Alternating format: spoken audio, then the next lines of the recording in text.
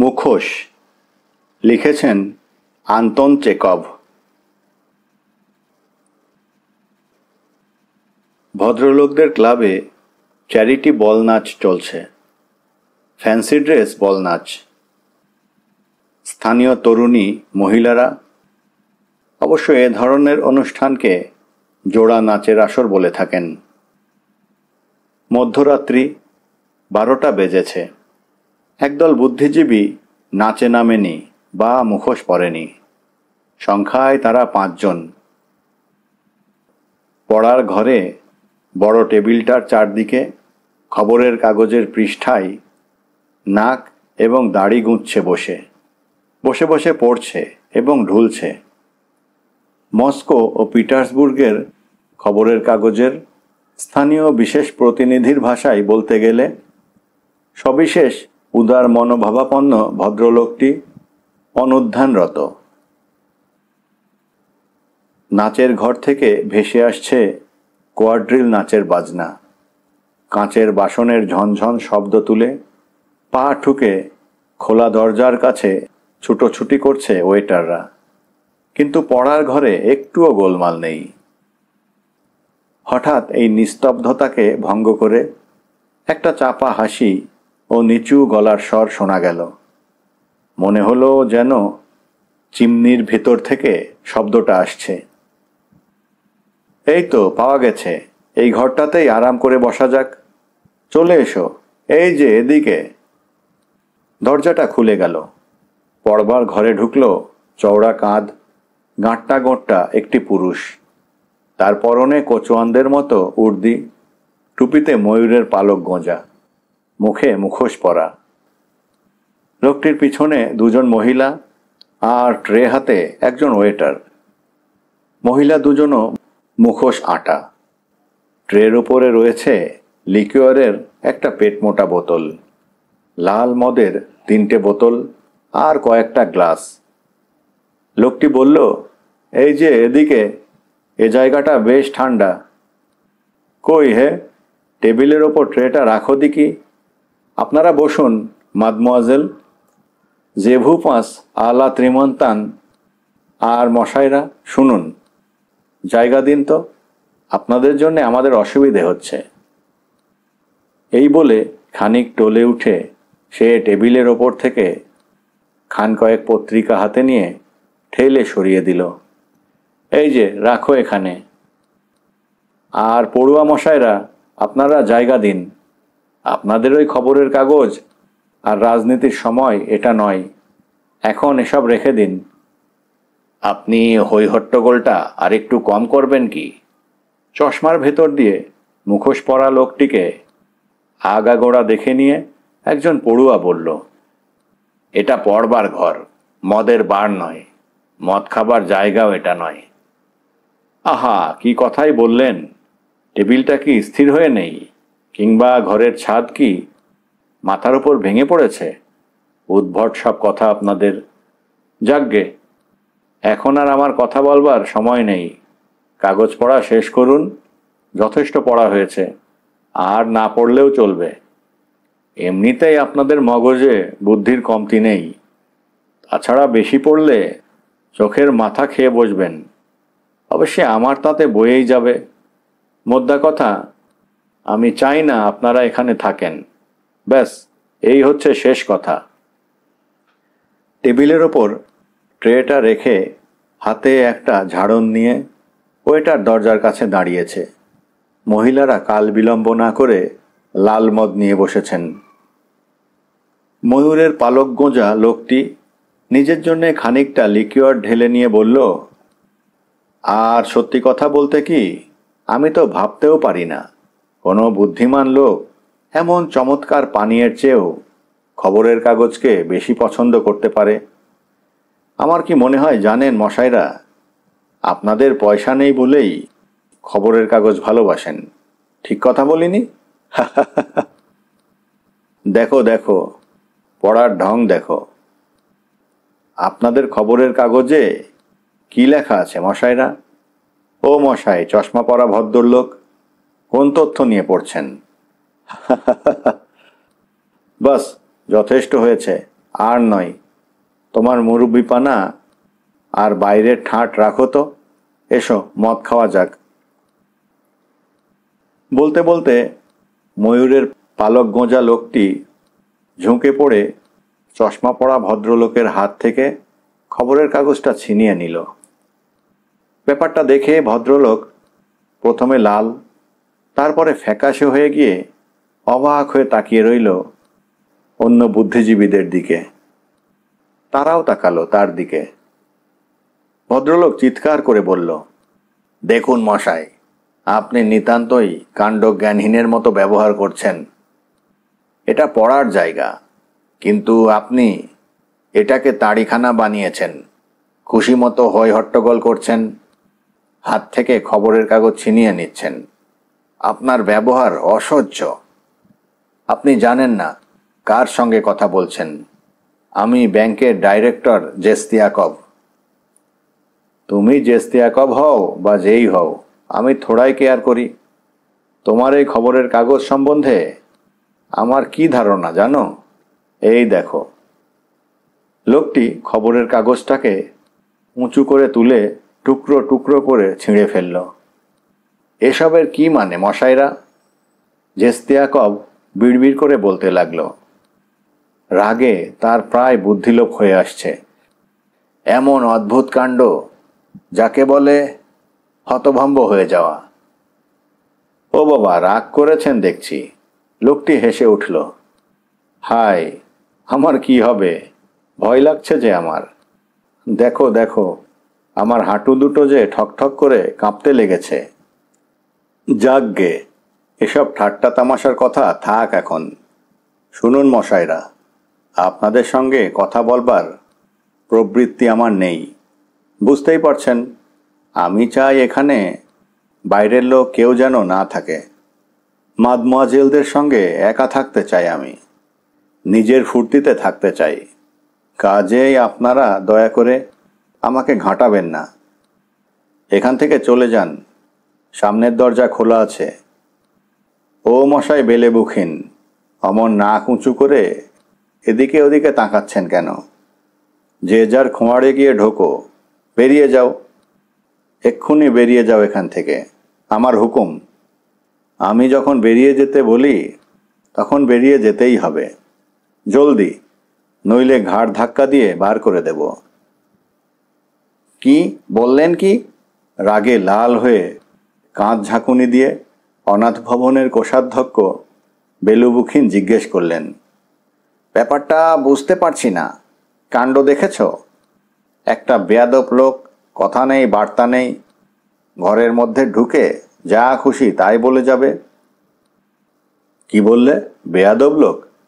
বটে।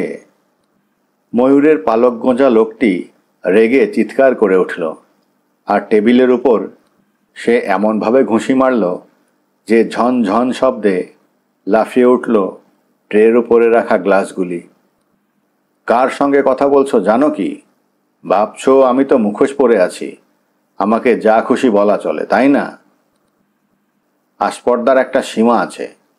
তোমাকে বেরিয়ে যেতে বলেছি, বেরিয়ে যাও। ব্যাংকের ম্যানেজারও সরে পড়ো। তোমরা দলশুদ্ধ বেরিয়ে যাও এখান থেকে। আমি চাই না একটা শয়তানও এই ঘরে থাকে। ব্যাস, আর কথা নয়। যে যার খোঁয়াড়ে গিয়ে ঢোকো। আচ্ছা, কে যায় দেখা যাবে, জেস্তিয়াকভ বলল। মনে হলো তার চশমার কাঁচ দুটো পর্যন্ত উত্তেজনায় ঘেমে উঠেছে। যাওয়া কাকে বলে দেখাচ্ছি। কই হে, কে আছো? নাচঘরের একজন মুরব্বীকে ডেকে আনো তো দেখি। মিনিট খানেক পরেই নাচঘরের মুরব্বী এসে হাজির। ছোটোখাটো লোকটি, মাথায় লাল চুল, কোটের বুকের ওপর ফলাও করে নীল রিবনের টুকরো ঝুলিয়েছে। নাচঘরের পরিশ্রমে ক্লান্ত হয়ে সে হাঁপাচ্ছে। সে বলতে শুরু করল, দয়া করে এ ঘর থেকে চলে যান। এটা মদ খাবার জায়গা নয়। দয়া করে খাবার ঘরে গিয়ে বসুন। মুখোশ পরা পুরুষটি বলল, তুমি আবার কোথা থেকে উদয় হলে হে? তোমাকে তো ডাকিনি। ডেকেছি কি? আপনাকে মিনতি করছি, কথা বাড়াবেন না, দয়া করে চলে যান। শোনো বাপু, তোমাকে আমি ঠিক 1 মিনিট সময় দিচ্ছি। তুমি তো আর জাতা লোক নও, নাচঘরের মুরব্বী। তাই তোমাকে শুধু একটি কাজ করতে হবে। এই পড়ুয়াদের ঘর থেকে হটিয়ে দাও দেখি। বাইরের লোককে মাদমোয়াজেলরা বরদাস্ত করতে পারে না, তারা লাজুক। আর আমি চাই আমার টাকা উসুল করে নিতে। দেখতে চাই ভগবান তাদের যেমন সৃষ্টি করেছেন। ঝেস্তিয়াকব চেঁচিয়ে উঠল, এই অসভ্য লোকটা বোধহয় এখনো বুঝতে পারেনি যে এটা খোয়াড় নয়। কে আছিস? ভোস্ত্রাত স্প্রিদনিচকে ডেকে আনতো। ক্লাব ঘরের চারিদিকে হাঁক উঠল। ভেস্ত্রাত স্প্রিদনিচ কোথায়? ভেস্ত্রাত স্প্রিদনিচ কিছুক্ষণের মধ্যেই সশরীরে হাজির। পুলিশের উর্দি পরা এক বুড়ো, ভয়ঙ্কর চোখ দুটোকে ভাটার মতো গোল করে, রং করা মোচের সুর দুটোকে কাঁপিয়ে তুলে মোটা মোটা হেঁড়ে গলায় সে বলল, দয়া করে ঘর ছেড়ে চলে যান। দিলদরিয়াভাবে হাসতে হাসতে লোকটি বলল, ওরে বাবা, তুমি আমাকে ভয় পাইয়ে দিচ্ছ যে। দোহাই তোমার, ভয় পাচ্ছি আমি। হায় হায়, মরে যায় ভগবান, এমন মজার চেহারা তো আর দেখিনি। বেড়ালের মতো গোঁফ, চোখ দুটো ঠেলে বেরিয়ে এসেছে। বাস, খবরদার, আর একটিও কথা নয়। রাগে কাঁপতে কাঁপতে ভেস্ত্রাত স্পিরিদনিচ যতটা সম্ভব চড়া গলায় হুঙ্কার ছাড়ল, বেরিয়ে যাও বলছি, নইলে ঘাড় ধাক্কা দিয়ে বার করে দেব। পড়বার ঘরে দারুণ হট্টগোল উঠল। গলদা চিংড়ির মতো লাল হয়ে ভেস্ত্রাত স্পিরিদনিচ চেঁচাচ্ছে আর দাপাচ্ছে। চেঁচাচ্ছে ঝেস্তিয়াকব, চেঁচাচ্ছে বেলেবুখিন, চেঁচাচ্ছে পড়ুয়ার দলের সবাই। কিন্তু তবুও সকলের গলার স্বরকে ছাপিয়ে শোনা যাচ্ছে মুখোশ পরা লোকটির চাপা নিষ্ঠুর ভরাট গলার স্বর। হইহট্টগোল শুনে নাচ থেমে গেছে, আর নাচঘর থেকে অতিথিরা বেরিয়ে এসে ঢুকেছে পড়বার ঘরে। ঠাট বজায় রাখার জন্যে ক্লাবের যেখানে যত পুলিশ ছিল সবাইকে ডেকে আনা হয়েছে। ভেস্ত্রাত স্পিরিদনিচ রিপোর্ট লিখছে বসে বসে। কলমের নিচে আঙুল গুঁজে মুখোশ পরা লোকটি বলল, লেখো লেখো, যত খুশি লেখো। এই গরিব লোকটাকে এবার মলাম গো। হায় হায়, আমার কি হবে গো? আমি কোথায় যাব গো? এই নাচার গরিব মানুষটাকে কেন এত হেনস্তা গো? লেখো লেখো, লিখে যাও। তৈরি হয়েছে রিপোর্ট? সবাই সই করেছে তো? বেশ, এবার দেখো তাহলে। 1, 2, 3। মাথা খাড়া করে টান হয়ে উঠে দাঁড়ালো লোকটি। তারপর ছিঁড়ে ফেলল মুখোশ। বেরিয়ে পড়ল মাতাল একটা মুখ। চারদিকে ঘাড় ফিরিয়ে প্রত্যেকের দিকে তাকিয়ে তাকিয়ে দেখতে লাগলো কার কতটা ভাবান্তর হয়েছে। তারপর আবার চেয়ারে ধপ করে বসে পড়ে অট্টহাসিতে ফেটে পড়ল। আর সত্যি কথা বলতে কি, ভাবান্তরটা লক্ষ্য করবার মতোই বটে। পড়ুয়ার দল ফ্যাকাশে হয়ে গেছে। হতভম্ব হয়ে একজন আরেকজনের দিকে তাকালে। ঘাড় চুলকাতে দেখা যাচ্ছে কাউকে কাউকে। গলা খাঁকারি দিল ভেস্ত্রাত স্পিরিদনিচ। না বুঝে শুনে ভয়ঙ্কর একটা ভুল করে বসা লোকের মতো। হল্লাবাজ লোকটিকে চিনতে পেরেছে সবাই। ইনি বনেদি সম্মানী নাগরিক পিয়াতিগোরভ, স্থানীয় ব্যবসাদার, কোটিপতি, কলকারখানার মালিক। সবাই তাকে চেনে তার দাঙ্গাবাজির জন্যে, সমাজ কল্যাণমূলক কাজের জন্যে, আর স্থানীয় পত্রপত্রিকায় যে কথাটা অক্লান্তভাবে লেখা হয় শিক্ষার প্রতি তার শ্রদ্ধার জন্যে। অল্প একটু চুপ করে থেকে পিয়াতিগোরভ জিজ্ঞেস করলেন, কই যাচ্ছ না যে? পড়ুয়ার দল একটুও কথা না বলে পা টিপে টিপে পড়ার ঘর ছেড়ে বেরিয়ে গেল। সবাই চলে গেলে পিয়াতি গৌরব দরজা বন্ধ করে দিলেন। একটু পরে ওয়েটার মদ নিয়ে পড়ার ঘরে আসছিল।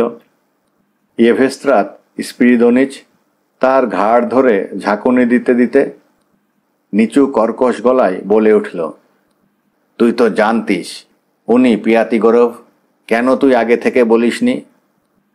আমাকে বলতে মানা